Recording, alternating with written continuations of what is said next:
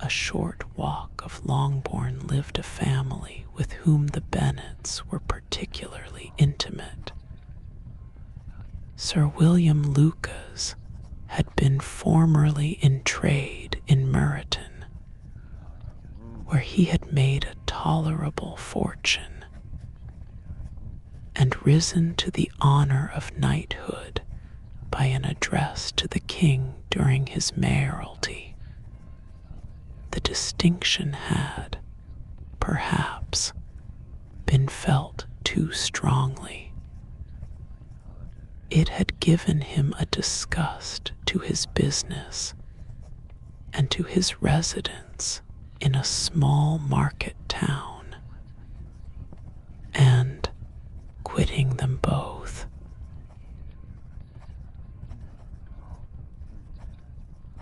he had removed with his family to a house about a mile from Meryton, denominated from that period Lucas Lodge, where he could think with pleasure of his own importance, and, unshackled by business, occupy himself solely in being civil to all the world, for, though elated by his rank, it did not render him supercilious.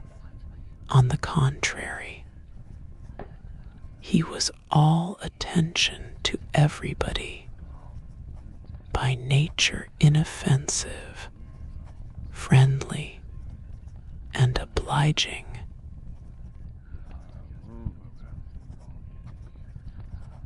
His presentation at St. James's had made him courteous.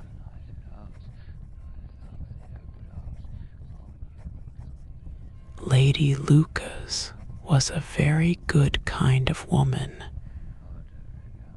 not too clever to be a valuable neighbor to Mrs. Bennet. They had several children, the eldest of them a sensible, intelligent young woman, about 27, was Elizabeth's intimate friend.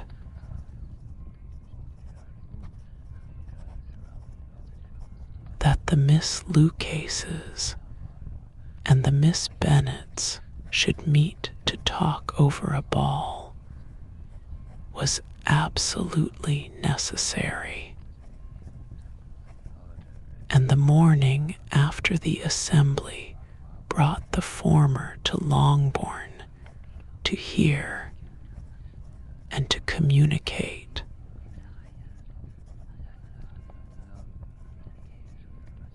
You began the evening well, Charlotte, said Mrs. Bennet, with civil self-command to Miss Lucas. You were Mr. Bingley's first choice.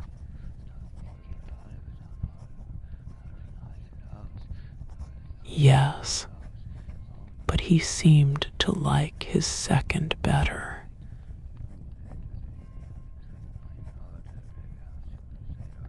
Oh, you mean Jane, I suppose, because he danced with her twice. To be sure, that did seem as if he admired her indeed. I rather believe he did. I heard something about it, but I hardly know what something about Mr. Robinson.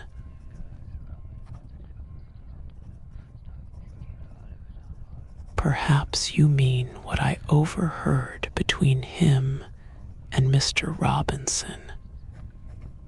Did not I mention it to you? Mr. Robinson asking him how he liked our Meryton assemblies, and whether he did not think there were a great many pretty women in the room, and which he thought the prettiest, and his answering immediately to the last question, "Oh, the eldest Miss Bennet, beyond a doubt. There cannot be two opinions on that point."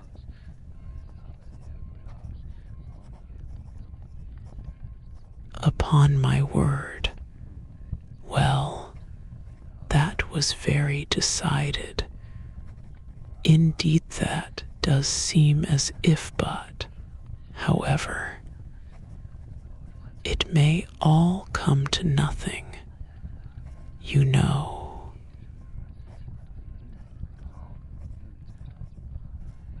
My overhearings were more to the purpose than yours, Eliza, said Charlotte.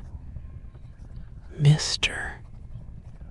Darcy is not so well worth listening to as his friend, is he, poor Eliza, to be only just tolerable?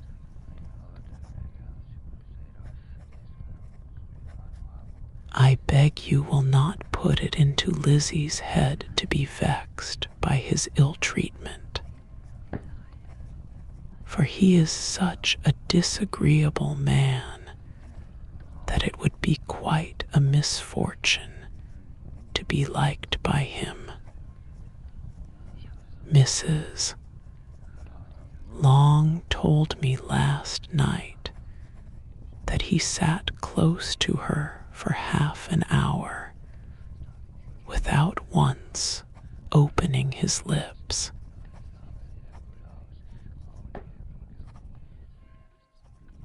Without once opening his lips.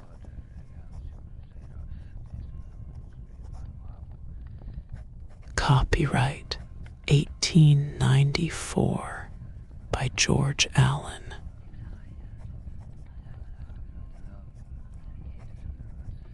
Are you quite sure, ma'am? Is not there a little mistake? Said Jane. I certainly saw Mr. Darcy speaking to her.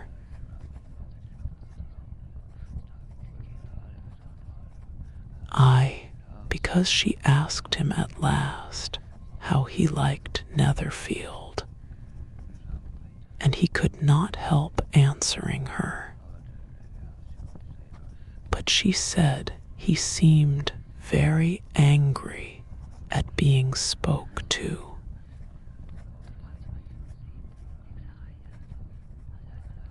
Miss Bingley told me, said Jane, that he never speaks much unless among his intimate acquaintance. With them, he is remarkably agreeable.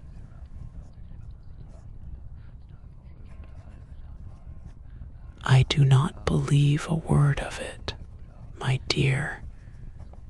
If he had been so very agreeable, he would have talked to Mrs. Long, but I can guess how it was.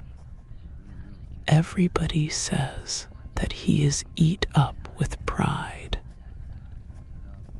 and I dare say he had heard somehow that Mrs. Long does not keep a carriage, and had to come to the ball in a hack chaise.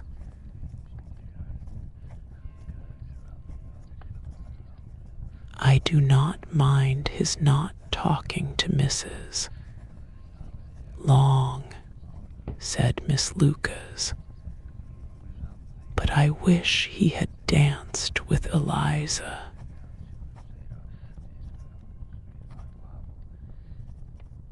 Another time, Lizzie, said her mother, I I would not dance with him if I were you.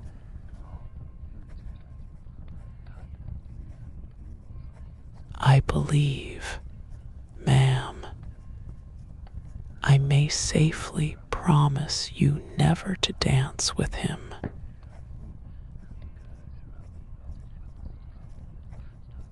His pride, said Miss Lucas, does not offend me so much as pride often does, because there is an excuse for it. One cannot wonder that so very fine a young man, with family, fortune, everything in his favor, should think highly of himself, if I may so express it. He has a right to be proud.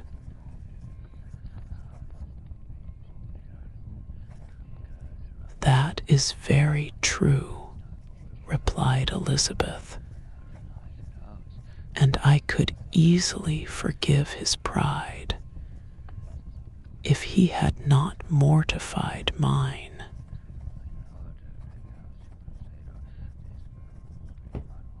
Pride, observed Mary, who piqued herself upon the solidity of her reflections, is a very common failing, I believe, by all that I have ever read. I am convinced that it is very common indeed, that human nature is particularly prone to it, and that there are very few of us who do not cherish a feeling of self-complacency on the score of some quality or other, real or imaginary. Vanity and pride are different things, though the words are often used synonymously.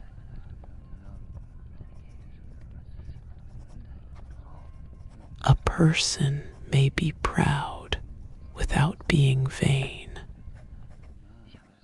Pride relates more to our opinion of ourselves, vanity to what we would have others think of us.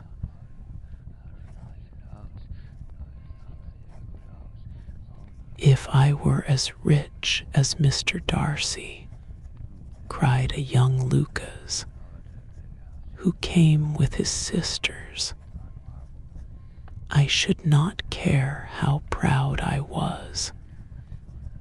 I would keep a pack of foxhounds and drink a bottle of wine every day.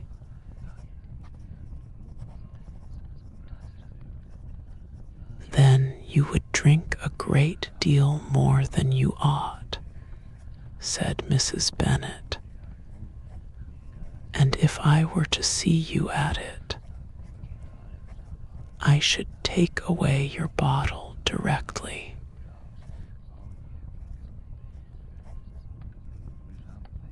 The boy protested that she should not. She continued to declare that she would, and the argument ended only with the visit.